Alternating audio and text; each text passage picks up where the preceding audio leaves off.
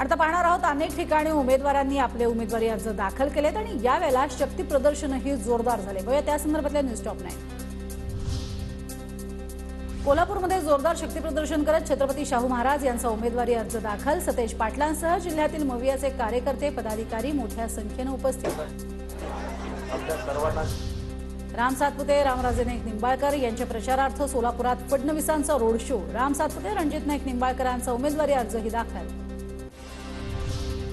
कल्याणमध्ये मवियाच्या उमेदवार वैशाली दरेकरांचा प्रचारात संजय राऊतांचा सहभाग। भाजप आमदार गणपत गायकवाड यांच्या पत्नीकडूनही वैशाली दरेकर यांचा प्रचार।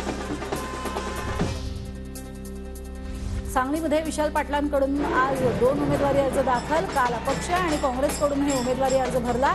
19 तारखेपर्यंत पक्षाने एबी फॉर्म दिला नाही तर बंडखोरी करणार विशाल पाटील यांचा इशारा। धाराशिवमधून ठाकरे गटाचे ओमराजे निंबाळकर यांनी उमेदवारी अर्ज केला दाखल।